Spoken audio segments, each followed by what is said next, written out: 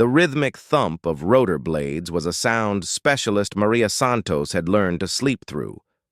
For the past 14 months, it had been the lullaby of Camp Takadum, a constant grinding heartbeat beneath the scorching Iraqi sun. But today, that sound was different. Today, it was the sound of going home. She stood in the middle of the chaotic symphony of a combat zone withdrawal. The air was thick with a gritty dust that clung to sweat and uniform alike. All around her, the cacophony of war was being dismantled. Convoys of hulking 7-ton trucks growled as they were loaded. The sharp metallic clang of ammo cans being stacked echoed across the tarmac. Marines, their faces etched with a mixture of exhaustion and relief, moved with a purpose that was both frantic and final. This was it, the end of their deployment. Maria felt the familiar weight of her gear, but today it felt different, heavier. Or maybe that was just the weight of 14 months of memories pressing down on her shoulders.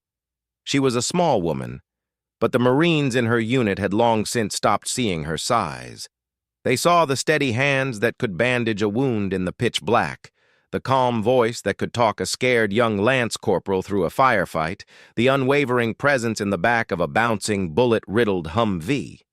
She was Doc Santos, their doc. "Santos, stop daydreaming and get your gear on the bird." Gunnery Sergeant Miller's voice cut through the noise like a razor. He was a mountain of a man, a 20-year veteran whose face was a roadmap of hard-won campaigns. He wasn't yelling out of anger. It was the only way he knew how to communicate. It was his version of caring. Maria snapped to attention, grabbing her dusty duffel bag. "On it, Gunny!" She hefted the bag, the worn canvas familiar in her hands. Inside were her meager possessions, extra uniforms, a worn copy of a Spanish-language Bible her abuela had given her, and a small journal filled with notes on her patients, names, injuries, a quick prayer scribbled next to each one. She joined the line of Marines shuffling toward the waiting CH-53E Super Stallion, its massive form a dark, hulking silhouette against the hazy sky. The beast's engines whined, a deep, powerful sound that vibrated in her chest. The line moved slowly. Marines were checking in, their faces a mask of controlled emotion. Some joked, the laughter brittle and forced. Others were silent, their eyes fixed on the open ramp of the helicopter, and the gateway to a world without sand, without IEDs, without the constant low-level hum of anxiety that had become their normal. As Maria got closer, the scene at the foot of the ramp came into focus. A gunnery sergeant and a young corporal were manning the final checkpoint, a clipboard and a stern expression their only tools. This was the last gate, the final barrier between the combat zone and the journey home. Maria stepped forward, her boots heavy on the metal decking.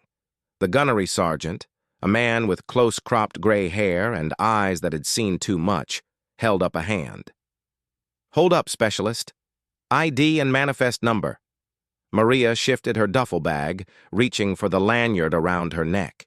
She handed over her military ID. The gunny glanced at it, then at his clipboard, running a thick finger down a list of names. He frowned. Santos Maria. Corpsman." "That's me," she said, a small, tired smile touching her lips. The gunny's frown deepened.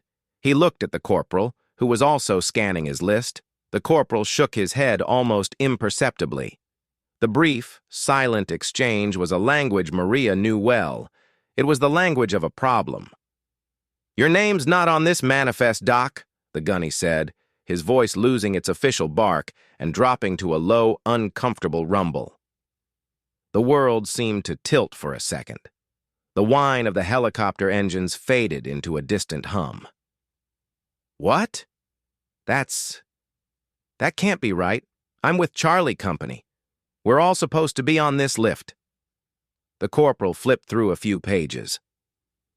"This is the main body for battalion, Doc. Charlie Company's attached personnel are on here. But your name? It's not coming up." A cold knot of panic tightened in Maria's stomach. Not again. The thought was a sharp, painful jab. This was the second time. The first had been a clerical error with her leave papers 2 years ago, a mistake that had cost her a week of leave she'd planned with her family. But this was different. This was getting out. "There has to be a mistake," she insisted, her voice rising slightly. "My entire platoon is here. I'm their corpsman. I have to be with them." The gunny looked at her, and in his weary eyes, she saw a flicker of genuine sympathy. He'd seen this before. The grinding gears of military bureaucracy, indifferent to the humans caught in its cogs. "I understand, Specialist. But my orders are clear. If your name's not on this list, I can't put you on that bird." Behind her, the line was starting to bunch up. A few Marines grumbled. Someone shifted their heavy pack. The pressure was mounting. The huge helicopter was almost fully loaded, its massive engines thrumming with impatient power. "Gunny, please!" Maria pleaded, her composure starting to crack. Can you check again? Maybe it's a typo? Santos, Maria? FMF Corpsman. I've been with them for the whole push. Ramadi, Fallujah. I was there." The corporal, a kid who couldn't have been more than 20, looked uncomfortable. He ran his finger down the list again, his lips moving silently. He looked up at the gunny and gave another small, helpless shake of his head. "I'm sorry, Doc," the gunny said, his voice softer now, laced with a frustration that wasn't directed at her. "I can't do it. You're gonna have to step aside. We've got a schedule to keep." The words hit her like a physical blow. Step aside. She was being told to step aside from her life, from her family, from the future that was sitting right there, 20 feet away, its engines running. Tears, hot and unwelcome, pricked at the corners of her eyes. She wouldn't cry. Not here, not in front of everyone. But the despair was a physical weight, crushing the air from her lungs. She was being left behind, alone. She took a shaky step back, her duffel bag feeling impossibly heavy. She turned, her eyes scanning the faces of the Marines in line behind her. They were her brothers. Lance Corporal Davis, who she'd patched up after he'd been hit by shrapnel. Corporal Jenkins, whose panic attack she'd talked him through after their vehicle was hit by an IED. They were all watching, and their faces a mixture of confusion and concern. From deeper in the line, a voice boomed. "What's the holdup?" It was Sergeant Major Kaczynski, a man whose very presence demanded order. He strode forward, his uniform immaculate even in the dust, his face a mask of grim authority. He was the senior enlisted leader for the entire battalion. When he spoke, people listened. When he looked at you, you felt like you were under a microscope. He reached the front of the line, his eyes narrowing as he took in the scene. The nervous gunny, the flustered corporal, and Maria standing off to the side, her face pale. "Report!" he barked at the gunny. "Sergeant Major," the gunny began, standing a little straighter. "We have a personnel discrepancy. This corpsman's name isn't on the manifest for this flight, so we're holding the line to sort it out." Kaczynski's gaze shifted to Maria. It was a cold, analytical look that stripped away everything but the facts. "Name and unit, corpsman." "Santos, Sergeant Major. Charlie Company, 1st Platoon," she said, her voice miraculously steady.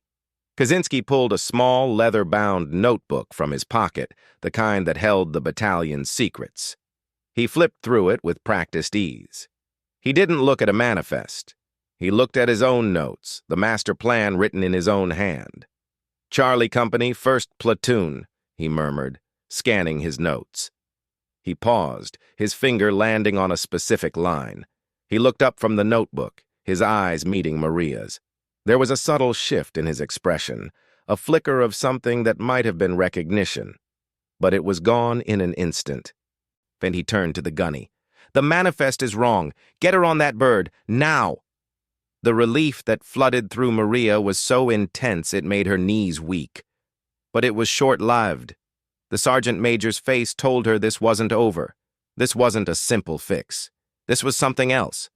The gunny, grateful for the direct order, snapped into action. "Yes, Sergeant Major. Doc, get on board. Move!" Maria grabbed her bag, the weight suddenly gone. "Thank you, Sergeant Major," she breathed as she passed him. He gave her a short, sharp nod, but his eyes were already scanning the sky, his jaw tight. She practically ran up the metal ramp and into the cavernous belly of the helicopter. The interior was a dim, cavernous space filled with rows of canvas webbing seats, already packed with Marines. They were strapped in, and their faces illuminated by the dull red glow of the interior lights. The smell of jet fuel, hydraulic fluid, and sweat was overwhelming. "Doc! Over here!" A hand waved from near the back. It was Lieutenant Reynolds, her platoon commander. He was a young, sharp officer who trusted her implicitly. She squeezed past piles of gear and settled into the narrow webbing seat next to him, her heart hammering against her ribs. "Cutting it a little close, aren't you, Doc?" he shouted over the growing roar of the engines. She just shook her head, unable to explain the bureaucratic nightmare she'd just escaped. "Manifest problem," she shouted back, the word feeling like an understatement. The huge ramp began to rise, hydraulics hissing as it slowly cut off the view of the dusty tarmac. The last thing she saw was the Sergeant Major, still standing there, a solitary, ramrod-straight figure watching the helicopter. As the ramp sealed shut with a final heavy clunk, plunging them into the red-tinged gloom, she felt a shiver run down her spine that had nothing to do with the temperature. The helicopter lifted off with a stomach-lurching jolt. The vibration was immense, a physical shaking that rattled her teeth and bones. The noise was deafening, a constant thundering roar that made thought itself a struggle. This was it. They were leaving. She closed her eyes, trying to let the vibration soothe the raw edges of her nerves. She was going home. She was safe. For the next 40 minutes, she existed in a state of suspended animation, rocked by the massive machine. She thought of her mother's cooking, the smell of her abuela's house, the feel of real grass under her feet. She pictured the welcome home sign her little brother had probably already made. She let the hope and joy slowly push out the last dregs of fear and adrenaline from the incident at the gate. Then, the intercom crackled to life. It was a sound so rare in the deafening environment that it cut through the noise like a knife. The pilots rarely came on the internal comms unless it was for a landing warning. Every Marine in the hold fell silent, their heads tilting instinctively toward the speakers. The pilot's voice was calm, professional, but with an underlying tension that was unmistakable. "All personnel, this is your pilot. We have just received an immediate tasking from higher. Be advised, we are changing course. We are diverting to a forward arming and refueling point to the northwest. I say again, we are diverting. Sit tight. We'll have more information soon." A ripple of confusion and unease went through the hold. Diverting? They were supposed to be going to Al-Assad, then to Kuwait, then home. A murmur rose, a wave of anxious speculation that was louder than the engines for a moment. Lieutenant Reynolds' face was a mask of concern. He caught Maria's eye and shrugged, as confused as she was. Maria's brief moment of peace evaporated, replaced by a cold, creeping dread. The feeling from the gate, the sergeant major's strange look, the wrong manifest, it all swirled together in her mind, forming a dark, shapeless cloud of unease. This wasn't right. None of this was right.